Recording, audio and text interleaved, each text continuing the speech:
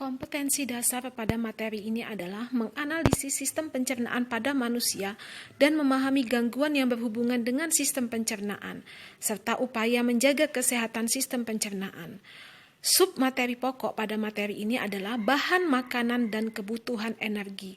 Tujuan yang akan dicapai dalam pembelajaran ini adalah dapat menjelaskan fungsi makanan, dapat mengidentifikasi bahan makanan yang sering dikonsumsi dalam kehidupan sehari-hari, dapat menganalisis kebutuhan energi sehari-hari.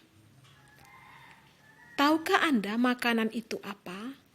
Makanan adalah zat yang dimakan oleh makhluk hidup untuk mendapatkan nutrisi yang kemudian diolah menjadi energi. Makanan merupakan sumber energi utama bagi makhluk hidup. Tanpa makanan yang masuk ke dalam tubuh, manusia dapat mati karena tidak punya energi untuk bertahan hidup. Tahukah Anda jenis makanan itu apa? Jenis makanan adalah sesuatu yang biasa disajikan untuk dimakan. Contohnya adalah nasi uduk, ikan goreng, dan lain-lain.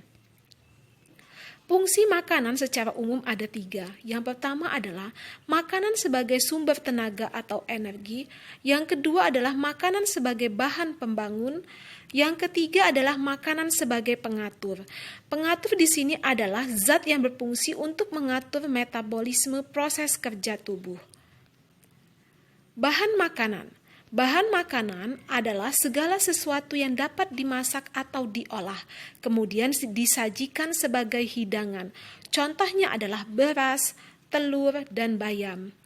Zat makanan adalah komponen penyusun bahan makanan yang diperlukan tubuh dalam jumlah tertentu untuk pertumbuhan dan menjaga kesehatan.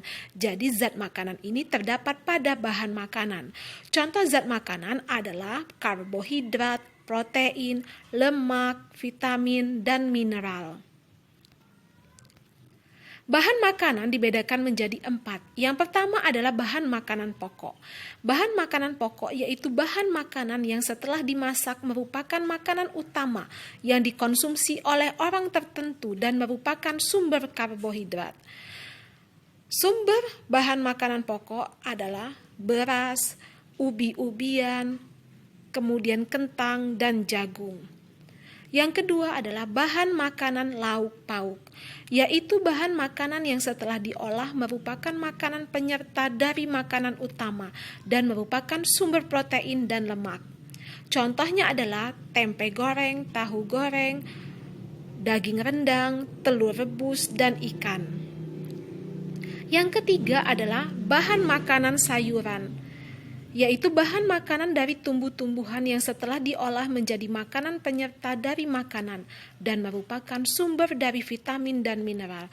Contohnya adalah bayam, kangkung, wortel, kacang, dan lain-lain. Yang ketiga adalah bahan makanan buah, yaitu bahan makanan yang berasal dari buah-buahan. Biasa dihidangkan sebagai makanan penutup setelah makanan pokok, lauk pauk, dan sayuran.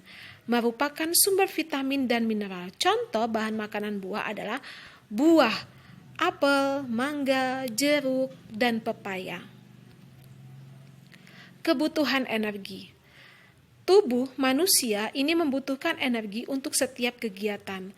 Kemudian membutuhkan energi juga untuk mempertahankan suhu tubuh normal yaitu sekitar 37 derajat Celcius. Energi ini berasal dari makanan yang kamu makan. Jumlah energi yang dibutuhkan oleh tubuh untuk aktivitas tersebut menggunakan satuan kalori. Sama halnya pada tubuh, jumlah energi yang tersedia dalam makanan juga diukur dalam satuan kalori. Kebutuhan energi. Satu satuan kalori atau disingkat kal ini menunjukkan jumlah energi yang dibutuhkan untuk menaikkan suhu 1 gram air sebesar 1 derajat Celcius. 1 kilokalori itu sama dengan 1000 kalori. 1 kilokalori sama dengan 4200 joule. Jumlah kalori yang dibutuhkan pada beberapa aktivitas manusia. Yang pertama, contohnya adalah aktivitas berjalan naik tangga. Ini membutuhkan kalori yaitu sebanyak 1100 kilokalori. Berlari membutuhkan kalori sebanyak 570 kilokalori. Berenang membutuhkan kalori sebanyak 500 kilokalori. Latihan berat membutuhkan kalori sebanyak 450 kilokalori. Berjalan-jalan membutuhkan kalori sebanyak 200 kilokalori. Dan saat beristirahat ini membutuhkan kalori sebanyak 100 kilokalori. Kebutuhan energi yaitu di sini adalah kalori yang masuk dalam tubuh melalui makanan itu sama dengan kalori yang dikeluarkan melalui metabolisme tubuh dan aktivitas otot.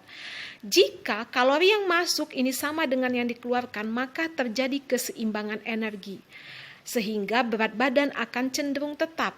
Tetapi bila kalori yang masuk lebih banyak dibandingkan dengan yang dikeluarkan dari proses metabolisme, maka berat badan pasti akan naik. Cara menghitung kebutuhan energi harian. Pada keadaan normal, tubuh menggunakan sekitar 30 kilokalori setiap hari untuk setiap 1 kilogram berat tubuh.